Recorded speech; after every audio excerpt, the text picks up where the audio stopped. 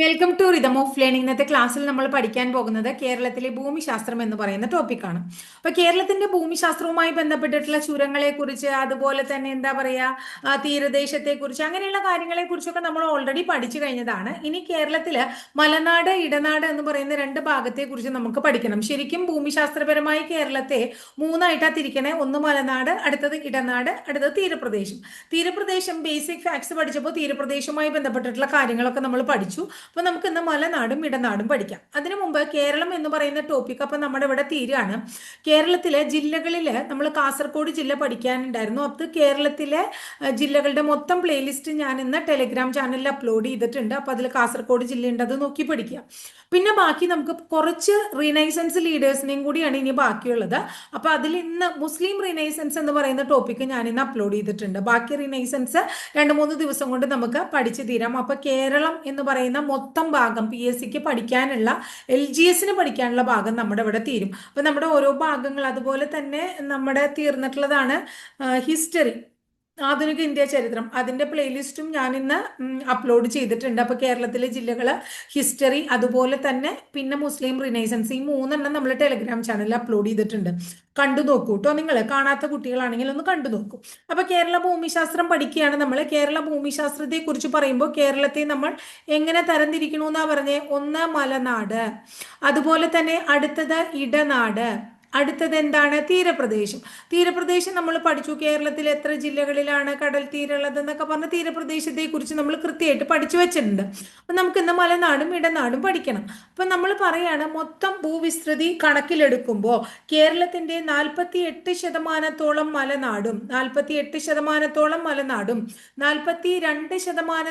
ഇടനാടും 10% തീരപ്രദേശവുമാണ്. അപ്പൊ കേരളത്തിന്റെ ഭൂവിസ്തൃതി, കേരളത്തിന്റെ മൊത്തം, കേരളത്തിന്റെ ഭൂമിശാസ്ത്രപരമായിട്ട് കേരളത്തിനെ 3ആയിട്ട് തിരിക്കുകയാണ്. ഒന്ന് മലനാട്, അടുത്ത ഇടനാട്, അടുത്ത തീരപ്രദേശം. അപ്പൊ കേരളത്തിന്റെ ഭൂമിയിൽ മൊത്തം ഭൂവിസ്തൃതി കണക്കെടുക്കുമ്പോൾ അതിന് 48% മലനാടാണ്, 42% പ്രദേശത്തെ നമ്മൾ ഇടനാട് എന്ന് വിളിക്കുന്നു. ഇതിൽ 10% പ്രദേശം മാത്രമേ എന്തുള്ളൂ, കടൽ തീരുള്ളൂ.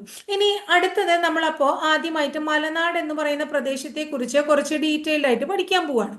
അപ്പൊ മലനാടിനെ കുറിച്ച് പഠിക്കുമ്പോൾ പറയണത് എന്താ വെച്ചിട്ടുണ്ടെങ്കിൽ, മലനാട്ടിൽ പ്രധാനമായിട്ടും പർവ്വതങ്ങളാണ് ഉൾപ്പെടുന്നത്. അപ്പൊ പർവ്വതങ്ങള്, കൊടുമുടികള്, അങ്ങനെയുള്ള കാര്യങ്ങൾ, ഉയരം കൂടിയ അല്ലെ, കുറച്ച് ഉയരം കൂടിയ പ്രദേശങ്ങൾ ഉൾപ്പെടുന്ന പ്രദേശത്തെയാണ് നമ്മൾ എന്ത് വിളിക്കുന്നത്, മലനാട്, അല്ലെങ്കിൽ മല എന്നല്ലേ പറയണേ. അപ്പൊ മലനാട് എന്ന് പറയുന്നത് 48% ഉണ്ട്. സമുദ്രനിരപ്പിൽ നിന്നും ഏകദേശം 75 മീറ്റർ ഉയരത്തിലാണ്. 75 മീറ്റർ കൂടുതൽ ഉയരത്തിലുള്ള പ്രദേശങ്ങളെയാണ് നമ്മൾ മലനാട് എന്ന് പറയുന്നത്. സമുദ്രനിരപ്പിൽ നിന്നും ഏകദേശം 75 മീറ്റർ കൂടുതൽ ഉയരത്തിലുള്ള പ്രദേശങ്ങളെയാണ് ഏതിൽ ഉൾപ്പെടുത്തിയിരിക്കുന്നത്, മലനാടിൽ ഉൾപ്പെടുത്തിയിരിക്കുന്നത്. കേരളത്തിലെ മലനാടിന്റെ ശരാശരി ഉയരം എത്രയാണ്, 900 മീറ്റർ ആണ്. കേരളത്തിന്റെ മലനാടിന്റെ മലനാടിന്റെ ശരാശരി ഉയരം എത്രയാണ്, 900 മീറ്റർ ആണ്. മലനാടിനെ കുറിച്ച് പറയുമ്പോൾ കേരളത്തിലെ നദികളെല്ലാം തന്നെ, കേരളത്തിൽ 44 നദികൾ ഉണ്ട് എന്ന് നമ്മൾ പഠിച്ചു. അപ്പൊ കേരളത്തിൽ നിന്ന് ഉത്ഭവിക്കുന്ന നദികളെല്ലാം തന്നെ ഉത്ഭവിക്കുന്നത് എവിടെ നിന്നാണ്, ഈ മലനാടിൽ നിന്നാണ്. അപ്പൊ നദികൾ ഉത്ഭവിക്കുന്നത് മലനാടിൽ നിന്നാണ് അല്ലെ. ഇനി മലനാടിന്റെ എന്താ പറയാ, മലനാട് ഉൾപ്പെടുന്ന മലനിരകളാണ് പശ്ചിമഘട്ടം. കേരളത്തിന്റെ മലനാട് പ്രദേശം ഭാഗമായി വരുന്ന മലനിരകൾ ഏതാണ്, അപ്പൊ പശ്ചിമഘട്ട മലനിരകളുടെ ഭാഗമാണ് എന്ത്, മലനാട്. പശ്ചിമഘട്ട മലനിരകളുടെ ഭാഗമാണ് ഏത്, മലനാട്. ഈ പശ്ചിമഘട്ടം എങ്ങനെയാ, തെക്ക് ഭാഗത്ത് തമിഴ്നാട് മുതൽ അല്ലെ, തെക്ക് ഭാഗത്ത് തമിഴ്നാട് മുതൽ വടക്ക് ഭാഗത്ത് ഗുജറാത്ത് വരെ വ്യാപിച്ചു കിടക്കുന്ന മലനിരകളെയാണ് നമ്മൾ എന്ത് വിളിക്കുന്നത്, പശ്ചിമഘട്ടം എന്ന് വിളിക്കുന്നത്. പശ്ചിമഘട്ടത്തിന് വേറൊരു പേരുണ്ടല്ലോ, സഹ്യപർവ്വത നിര. പശ്ചിമഘട്ടം അഥവാ സഹ്യപർവ്വത നിര നീണ്ടുകിടക്കുന്നത് തെക്ക് തമിഴ്നാട് മുതൽ വടക്ക് ഗുജറാത്ത് വരെയാണ് എന്ന് ഓർത്തു വയ്ക്കുക. പശ്ചിമഘട്ട മലനിരയിലെ ഏറ്റവും ഉയരം കൂടിയ കൊടുമുടിയുടെ പേര് ആനമുടി എന്നാണ്. പശ്ചിമഘട്ട മലനിരയിലെ ഏറ്റവും ഉയരം കൂടിയ കൊടുമുടി ഏതാണ്? ആനമുടിയാണ്. കേരളത്തിലാണ് ഇതിന് 2695 മീറ്റർ ഉയരണ്ട്. കേരളത്തിലെ ഏറ്റവും വലിയ കൊടുമുടിയാണ്. തെക്കേ ഇന്ത്യയിലെ ഏറ്റവും വലിയ കൊടുമുടിയാണ്. അപ്പൊ പശ്ചിമഘട്ടത്തിലെ ഉയരം കൂടിയ കൊടുമുടിയാണ്. സഹ്യപർവ്വതത്തിലെ ഉയരം കൂടിയ കൊടുമുടിയാണ് ആനമുടി, അല്ലെ? അതുപോലെ തന്നെ കേരളത്തിലെ ഉയരം കൂടിയ കൊടുമുടിയാണ് ആനമുടി. അതുപോലെ തന്നെ തെക്കേ ഇന്ത്യയിലെ ഏറ്റവും ഉയരം കൂടിയ കൊടുമുടി, തെക്കേ ഇന്ത്യയിലെ ഏറ്റവും ഉയരം കൂടിയ കൊടുമുടി എന്ന് ചോദിക്കുമ്പോഴും ഏതെന്നെ പറയണം? ആനമുടി തന്നെ പറയണം. ആനമുടി എവിടെ സ്ഥിതി ചെയ്യുന്നു? ഇടുക്കി ജില്ലയിലാണ്. ഇടുക്കി ജില്ലയിൽ ദേവികുളം എന്ന് പറയുന്ന താലൂക്കിലാണ്. ദേവികുളം താലൂക്കില് മൂന്നാർ എന്ന് പറയുന്ന പഞ്ചായത്തിലാണ് എന്ത് സ്ഥിതി ചെയ്യുന്നത്? ആനമുടി സ്ഥിതി ചെയ്യുന്നത് എന്ന് ഓർത്തു വയ്ക്കാം. ക്ലിയർ ആയില്ലേ നിങ്ങൾക്ക്? ഇനി ആനമുടിയുടെ അടുത്ത പ്രത്യേകത എന്താ വെച്ചിട്ടുണ്ടെങ്കിൽ, ഇരവികുളം നാഷണൽ പാർക്കിനെ കുറിച്ച് നമ്മൾ പഠിച്ചിട്ടുണ്ട്, അല്ലേ? അപ്പൊ ഇരവികുളം നാഷണൽ പാർക്കും ആനമുടിയും തമ്മിലൊരു ബന്ധമുണ്ട്. അതായത് ഇരവികുളം നാഷണൽ പാർക്കിന്റെ തെക്ക് ഭാഗത്തായിട്ട് സ്ഥിതി ചെയ്യുന്നു. ഇരവികുളം നാഷണൽ പാർക്കിന്റെ തെക്ക് ഭാഗത്തായിട്ട് എന്ത് കാണപ്പെടുന്നു? തെക്ക് ഭാഗത്തായിട്ട് എന്ത് കാണപ്പെടുന്നു? ആനമുടി കാണപ്പെടുന്നു എന്ന് ഓർത്തു വയ്ക്കാം. ഇനി ആനമുടി, നമ്മള് 3 മലകളുണ്ട്. ഒന്ന് ആനമല എന്ന് പറയും, അടുത്തത് പളനിമല എന്ന് പറയും, പളനിമല, അടുത്തത് ഏലമല എന്ന് പറയും. ഈ 3 മലകളും സംഗമിക്കുന്നത് എവിടെയാണ്? ആനമുടിയിലാണ്. ഈ 3 മലകളും, ആനമല, പളനിമല, ഏലമല എന്നിവ സംഗമിക്കുന്നത് ആനമുടിയാണ് കേട്ടോ. അതുപോലെ തന്നെ ആനമുടിയുടെ തെക്ക് ഭാഗത്താണ് ഏലമല. ആനമുടിയുടെ തെക്ക് ഭാഗത്തായി എന്ത് കാണപ്പെടുന്നു? ഏലമല കാണപ്പെടുന്നു. ആനമുടിയുടെ വടക്ക് കിഴക്ക് ഭാഗത്തായി എന്ത് കാണപ്പെടുന്നു? വടക്ക് കിഴക്ക് ഭാഗത്തായി പളനിമല കാണപ്പെടുന്നു. ഇനി ആനമുടിയുടെ കൃത്യം വടക്ക് ഭാഗത്തായി ആനമല കാണപ്പെടുന്നു. വടക്ക് ഭാഗത്തായി എന്ത് കാണപ്പെടുന്നു? ആനമല കാണപ്പെടുന്നു കേട്ടോ. ഇനി ഈ ആനമലയുടെ വടക്ക് ഭാഗത്ത് വളരെ പ്രധാനപ്പെട്ട ഒരു സുഖവാസ കേന്ദ്രം ഉണ്ട്. ആ സുഖവാസ കേന്ദ്രമാണ് നീലഗിരി. ഏതാണ് സുഖവാസ കേന്ദ്രം? നീലഗിരി. അപ്പൊ നമ്മളിപ്പോ എന്താ പഠിച്ചത്? നമ്മൾ ആ മലനാട് മുഴുവനായിട്ടില്ല. മലനാട്ടിലെ എന്താ പറഞ്ഞ, മലനാടിന്റെ പശ്ചിമഘട്ടത്തിന്റെ ഭാഗമാണ് മലനാട് എന്ന് പറഞ്ഞു, അല്ലെ? അപ്പോഴാണ് നമ്മൾ പശ്ചിമഘട്ടത്തിൽ ഈ കാര്യത്തെ കുറിച്ചൊക്കെ പറഞ്ഞത്. അപ്പൊ ഒന്നും കൂടെ നമുക്ക് പഠിക്കാം. കേരളം ഭൂമിശാസ്ത്രപരമായിട്ട് 3ആയിട്ട് തരംതിരിച്ചിട്ടുണ്ട് കേരളത്തെ. ഒന്ന് മലനാട്, അടുത്തത് ഇടനാട്, അടുത്തത് തീരപ്രദേശം. മലനാട് 48%, ഇടനാട് 42%, തീരപ്രദേശം 10%. ഇനി മലനാട്ടിലെ പർവ്വതങ്ങളൊക്കെ കാണപ്പെടുന്ന ഏരിയയാണ് മലനാട്. 75 മീറ്റർ ഉയരത്തിലുള്ള പ്രദേശം, 75 മീറ്ററിനേക്കാൾ കൂടുതൽ ഉയരത്തിലുള്ള പ്രദേശത്തേക്ക് മലനാടിൽ നമ്മൾ ഉൾപ്പെടുത്തിയിരിക്കുന്നു. 900 മീറ്റർ ആണ് മലനാടിന്റെ ശരാശരി ഉയരം എന്ന് പറയും. ഇനി മലനാടിൽ നിന്നാണ് കേരളത്തിൽ നിന്ന് ഉത്ഭവിക്കുന്ന എല്ലാ നദികളും ഉത്ഭവിക്കുന്നത്. പശ്ചിമഘട്ടത്തിന്റെ ഭാഗമാണ്. തെക്ക് തമിഴ്നാട് മുതൽ വടക്ക് ഗുജറാത്ത് വരെ നീണ്ടു കിടക്കുന്നതാണ് പശ്ചിമഘട്ടം. പശ്ചിമഘട്ടത്തിന്റെ മറ്റൊരു പേര് സഹ്യപർവ്വത നിര എന്നാണ്, സഹ്യപർവ്വതം എന്നാണ്, അല്ലെ? ഇനി സഹ്യപർവ്വതത്തിലെ ഏറ്റവും ഉയരം കൂടിയ കൊടുമുടിയാണ് ആനമുടി. തെക്കേ ഇന്ത്യയിലെ ഏറ്റവും ഉയരം കൂടിയ കൊടുമുടിയാണ് ആനമുടി. കേരളത്തിലെ ഏറ്റവും ഉയരം കൂടിയ കൊടുമുടിയാണ് ആനമുടി. ഇതിന്റെ ഉയരം 2695 മീറ്റർ ആണ്. ഇടുക്കി ജില്ലയിൽ ദേവികുളം താലൂക്കിൽ മൂന്നാർ പഞ്ചായത്തിൽ കാണപ്പെടുന്നു. ഇരവികുളം ദേശീയോദ്യാനത്തിന്റെ തെക്ക് ഭാഗത്തായി കാണപ്പെടുന്ന ആനമുടി, ആനമല, പളനിമല, ഏലമല എന്നിവ സംഗമിക്കുന്നതാണ്, അല്ലെ? ആനമലയുടെ തെക്ക് ആനമലയുടെ വടക്ക് ഭാഗത്ത്, അല്ലെ? ആനമലയുടെ വടക്ക് ഭാഗത്ത് സ്ഥിതി ചെയ്യുന്ന സുഖവാസ കേന്ദ്രം, ആനമലയുടെ വടക്ക് ഭാഗത്ത് സ്ഥിതി ചെയ്യുന്ന സുഖവാസ കേന്ദ്രമാണ് എന്ത്? നീലഗിരി എന്ന് പറയുന്നത്, അല്ലെ? ആനമലയുടെ വടക്ക് ഭാഗത്ത്. ഇനി അടുത്തത് എന്താ പറയുന്നത്?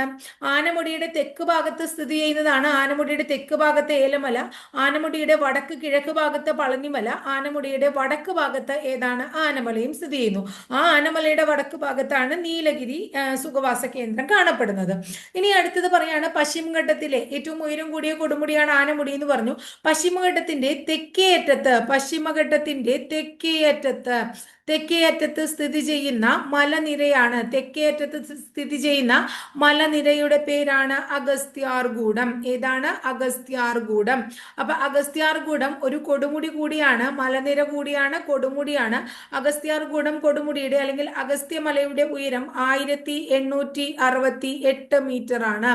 1868 മീറ്റർ ഉള്ള അഗസ്ത്യാർകൂടം എന്താണ്? പശ്ചിമഘട്ടത്തിന്റെ തെക്കേ അറ്റത്താണ് സ്ഥിതി ചെയ്യുന്നത്. തെക്കേ അറ്റത്ത് സ്ഥിതി ചെയ്യുന്ന മലനിരയാണ്. ഈ അഗസ്ത്യാർകൂടത്തെ സംരക്ഷിത ജൈവ കേന്ദ്രമായിട്ട് കേന്ദ്ര സർക്കാർ പ്രഖ്യാപിച്ചു. 2001 മുതൽ അഗസ്ത്യാർകൂടം സംരക്ഷിത പ്രദേശമാണ്, സംരക്ഷിത ജൈവ കേന്ദ്രമാണ്. സംരക്ഷിത ജൈവ കേന്ദ്രമായിട്ട് കേന്ദ്ര സർക്കാർ പ്രഖ്യാപിച്ചത് അഗസ്ത്യാർകൂടത്തെ 2001-ലാണ്. ഇനി അഗസ്ത്യാർകൂടം സ്ഥിതി ചെയ്യുന്നത് തിരുവനന്തപുരം ജില്ലയിലെ നെടുമങ്ങാട് എന്ന് പറയുന്ന താലൂക്കിലാണ്.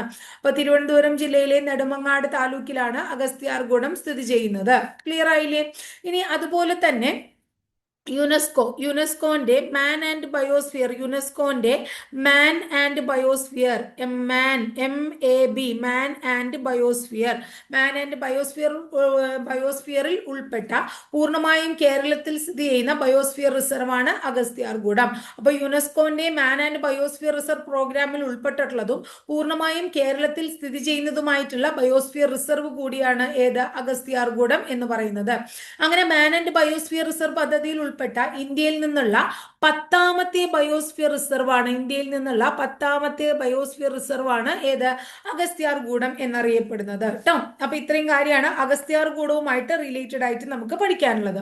ഇനി കേരളത്തിലെ ഏറ്റവും ഉയരം കൂടിയ രണ്ടാമത്തെ കൊടുമുടി, കേരളത്തിൽ ഉയരം കൂടിയ രണ്ടാമത്തെ കൊടുമുടി എന്നറിയപ്പെടുന്നതും അഗസ്ത്യാർകൂടമാണ്. കേരളത്തിലെ ഉയരം കൂടിയ രണ്ടാമത്തെ കൊടുമുടി എന്നറിയപ്പെടുന്നത് കാരണം നമ്മുടെ കേരള സംസ്ഥാന ടൂറിസം വകുപ്പിന്റെ ഔദ്യോഗിക വെബ്സൈറ്റിലൊക്കെ കേരളത്തിലെ രണ്ടാമത്തെ ഉയരം കൂടിയ കൊടുമുടി അഗസ്ത്യാർകൂടം എന്നാണ് പറയപ്പെടുന്നത്. അപ്പൊ കേരളത്തിൽ അത് കൂടാണ്ട് ചില ബുക്കുകളിലൊക്കെ മീശപ്പുലിമല എന്ന് കാണാണ്ട്, അതാണ് ഞാനിത് എടുത്ത് പറയാനുള്ള കാരണം. അപ്പൊ രണ്ടാമത്തെ ഉയരം കൂടിയ കൊടുമുടി ഏത് തന്നെയാണ്? അഗസ്ത്യാർകൂടം തന്നെയാണ് കേട്ടോ.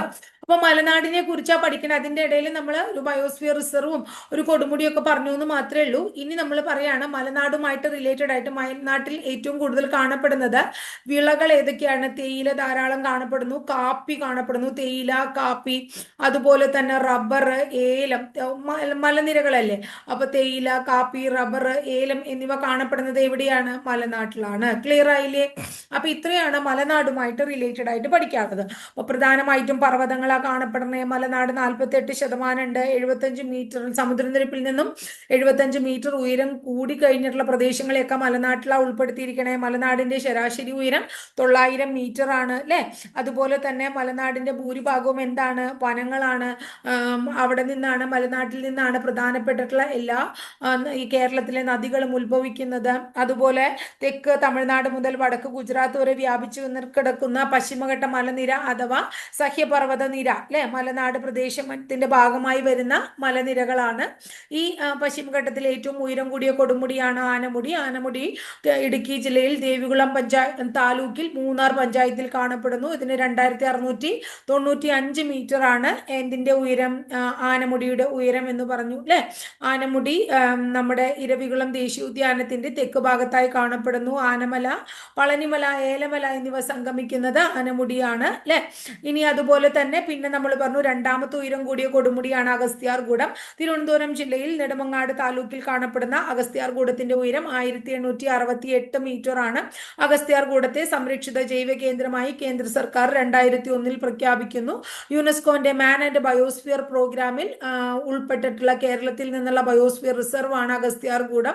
അഗസ്ത്യാർകൂടം അങ്ങനെ മാൻ ആൻഡ് ബയോസ്ഫിയർ റിസർവ് പദ്ധതിയിൽ ഉൾപ്പെട്ട ഇന്ത്യയിൽ നിന്നുള്ള 10ാമത്തെ ബയോസ്ഫിയർ റിസർവ് ആണെന്നൊക്കെ പറഞ്ഞു.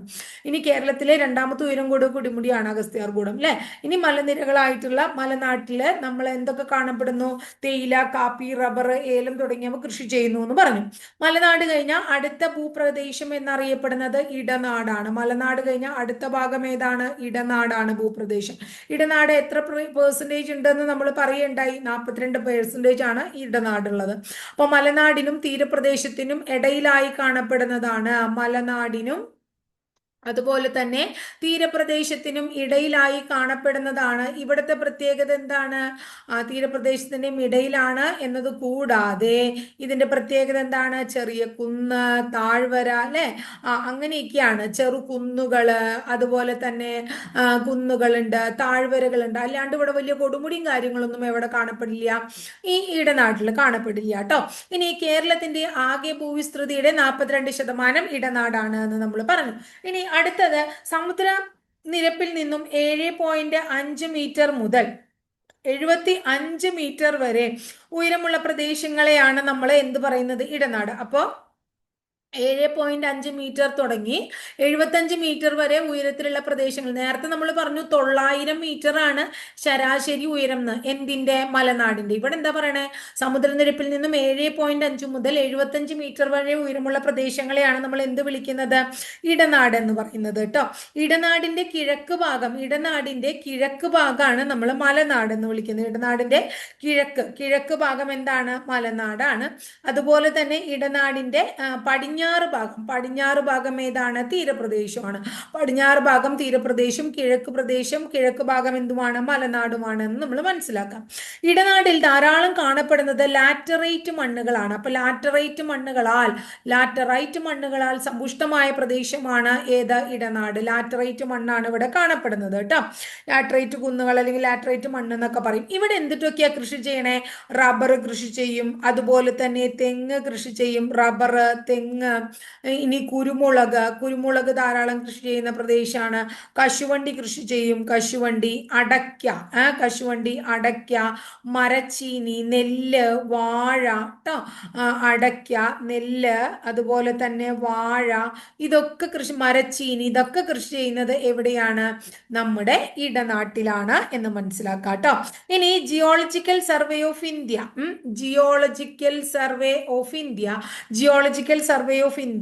ജിയോളജിക്കൽ സ്മാരകമായി പ്രഖ്യാപിച്ച ലാറ്ററൈറ്റ് കുന്ന് ഏതാണ്? ജിയോളജിക്കൽ സ്മാരകമായിട്ട് പ്രഖ്യാപിച്ച ലാറ്ററൈറ്റ് കുന്ന് ഏതാണ്? ലാറ്ററൈറ്റ് കുന്ന് ഏതാണ് എന്ന് ചോദിച്ചാൽ അങ്ങാടിപ്പുറം ലാറ്ററൈറ്റ് കുന്നാണ്. ഏതാണ്? അങ്ങാടിപ്പുറം ലാറ്ററൈറ്റ് കുന്ന്. അപ്പൊ ഇത്രയേ ഉള്ളൂ ഇടനാട്. അപ്പൊ കേരളത്തിന്റെ മൊത്തം ഭൂവിസ്തൃതിയുടെ 42% ഇടനാടാണ്. 7.5 മീറ്റർ മുതൽ 75 മീറ്റർ വരെ സമുദ്രനിരപ്പിൽ നിന്നും ഉയരത്തിലുള്ള പ്രദേശങ്ങളെ ഇടനാട് എന്ന കാറ്റഗറിയിൽ പെടുത്തിയിരിക്കുന്നു. മലനാടിനും തീരപ്രദേശത്തിനും ഇടയിലായിട്ട് ഇടനാട് കാണപ്പെടുന്നു. ചെറുകുന്നുകളാലും താഴ്വരകളുമായിട്ടും സമൃദ്ധമായിട്ടുള്ള പ്രദേശമാണ് ഇടനാട്. ഇടനാടിന്റെ കിഴക്ക് ഭാഗത്തെ മലനാട് എന്നും പടിഞ്ഞാറ് ഭാഗത്തെ തീരപ്രദേശം എന്നും പറയുന്നു. ഇടനാട്ടിൽ ധാരാളം കാണപ്പെടുന്ന മണ്ണ് ലാറ്ററൈറ്റ് മണ്ണാണ്. റബ്ബർ, തെങ്ങ്, കുരുമുളക്, കശുവണ്ടി, അടയ്ക്ക, നെല്ല്, വാഴ, മരച്ചീനി എന്നിവ ഇടനാട്ടിൽ കൃഷി ചെയ്യുന്നു. അതുപോലെ geological survey of India geological സ്മാരകമായിട്ട് പ്രഖ്യാപിച്ച ലാറ്ററൈറ്റ് കുന്നുകൾ അങ്ങാടിപ്പുറം ലാറ്ററൈറ്റ് കുന്നാണ്. അപ്പൊ ഇത്രയാണ് കേരളത്തിലെ നമ്മുടെ ജോഗ്രഫി എന്ന് പറയുന്ന ഭാഗം. ഇതോടുകൂടി കേരള ജോഗ്രഫി എന്ന് പറയുന്ന ഭാഗം നമ്മുടെ കംപ്ലീറ്റഡ് ആയി. ഇനി കേരളത്തിലെ ഹിസ്റ്ററി, കേരള ജോഗ്രഫി ഒക്കെ കംപ്ലീറ്റഡ് ആയി. ഇനി കുറച്ച് റിനൈസൻസ് ലീഡേഴ്സിനെയും കൂടെ നമുക്ക് പഠിക്കാണ്ട്. അപ്പൊ കേരളം പൂർണ്ണമായിട്ടും കംപ്ലീറ്റഡ് ആവും കേട്ടോ. അപ്പൊ ഇതിന്റെ മൊത്തം ഒരു പ്ലേലിസ്റ്റ്, കേരള ഫാക്ട്സിന്റെയും അതുപോലെ തന്നെ കേരള ജോഗ്രഫിയുടെയും പ്ലേലിസ്റ്റ് ഓൾറെഡി നമ്മൾ യൂട്യൂബിൽ ക്രിയേറ്റ് ചെയ്തിട്ടുണ്ട്. ഇത് കൂടാതെ പ്ലേലിസ്റ്റ് ഞാൻ നിങ്ങൾക്ക് നമ്മുടെ ടെലഗ്രാം ചാനലും കൂടി അപ്ലോഡ് ചെയ്ത് തരാം കേട്ടോ. അപ്പോൾ ഇത്രയേ ഉള്ളൂ ഇന്നത്തെ ക്ലാസ് ഇഷ്ടപ്പെട്ടു വെച്ച് ഒന്ന് ലൈക്ക് ചെയ്യുക. ഇഷ്ടപ്പെട്ട ക്ലാസ്സുകൾ കൂട്ടുകാരിലേക്ക് ഷെയർ ചെയ്യൂ. ആദ്യമായിട്ട് ചാനൽ കാണുന്നവരൊന്ന് സബ്സ്ക്രൈബ് ചെയ്യുക. അതോടൊപ്പം ആ ബെല്ലൈക്കൺ കൂടി ഒന്ന് എനേബിൾ ചെയ്താൽ ഓരോ ദിവസം അപ്ലോഡ് ചെയ്യുന്ന വീഡിയോസ് കൃത്യമായിട്ട് നോട്ടിഫിക്കേഷനായിട്ട് ലഭിക്കുകയും ചെയ്യും കേട്ടോ.